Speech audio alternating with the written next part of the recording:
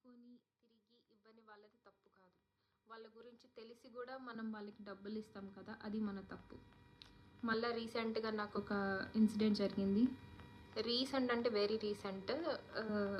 So my friend ఏమని జరిగిందంటే, నేను వెంటనే ఇస్తాను 2 డేస్లో క్రెడిట్ కార్డ్ బిల్ పే చేసుకొని అని అంటే, సరే పాపం ఇద్దాము అని అనుకున్నా. బట్ ప్రీవియస్గా సేమ్ నాకు ఇట్లా జరుగుతూనే ఉన్నా కూడా, బట్ నేను ఏదో పాపం ఇద్దాం, ఏదో పాపం హెల్ప్ చేద్దాం, మనం హెల్ప్ చేయగలిగిన స్థితిలో ఉన్నప్పుడు చేయకపోతే ఎట్లా అని నేను చేశా. సేమ్ చెప్పు దెబ్బ, చెంప దెబ్బ కాదు, చెప్పు దెబ్బ గట్టిగా తగిలింది. నేను ఎంత గోల చేసి అరిచినా కూడా సేమ్ వాళ్ళు ఇవ్వాలనుకున్నప్పుడే వాళ్ళు ఇస్తారు. ఇప్పుడు ఆకెళ్ళి ముళ్ళు మీద పడ్డా, ముళ్ళు వెళ్ళి ఆకు మీద పడ్డా చిరిగేది ఆకే కదా, అట్లనే చిరిగేది నాకు. మనం ఎంత నెమ్మదిగా డబ్బులు తీసుకుంటే అంత మంచిది.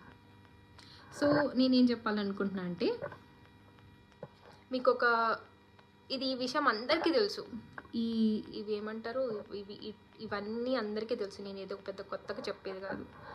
మీకు ఎవరైనా ఓకే వీళ్ళకు డబ్బులు ఇస్తే తిరిగి రావు అని అనుకుంటే ఇవ్వద్దు, అస్సలు ఇవ్వద్దు.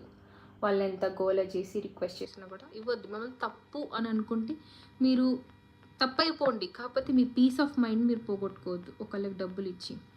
నేను ఒక లాస్ట్ ఇయర్ 2 years బ్యాక్ ఒక నైజీరియన్తో మాట్లాడుతున్నా.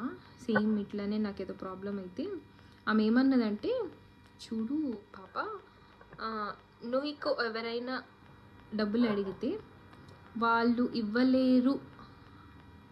ఇవ్వలేని స్థితిలో ఉన్నా కూడా వాళ్ళని నువ్వు అడుగు, కరెక్ట్గా ఇస్తావా ఇవ్వవా అని. వాళ్ళు ఇస్తానని చెప్తారు, బట్ నువ్వు ఒక థాట్ పెట్టుకొని ఇవ్వు. ఏమని, వాళ్ళు ఒకవేళ ఒక ఎగ్జాంపుల్ చెప్తాను, 100 రూపీస్ అడిగారు అనుకోండి. 100 రూపీస్ అడిగితే అందులో 25 రూపీస్ ఇవ్వు, లేకపోతే 50 రూపీస్ ఇవ్వు. నీకు 100 రూపీస్ పోగొట్టుకున్న దానికన్నా 25 రూపీస్ 50 రూపీస్ పోగొట్టుకుంది నయం కదా అని అన్నది. ఇంకొకటి ఏమందంటే, ఒకవేళ వాళ్ళ ఇవ్వలేని స్థితిలో ఉన్నారని తెలిసి కూడా నువ్వు ఇవ్వాలనుకుంటే పూర్తిగా మర్చిపో, తక్కువ ఇచ్చి పూర్తిగా మర్చిపో, నీ పీస్ ఆఫ్ మైండ్ ఖరాబ్ చేసుకోకన్నది. చాలామంది చాలా నీతులు చెప్తారు, దీంతో కాదు దీంతో ఆలోచించాలి అని నాకు ఎన్నోసార్లు తెలిసినా కూడా చెప్పు దెబ్బలు బాగా తగ్గించుకుంటా నేను. మీరు అలా చేసుకోకండి ప్లీజ్.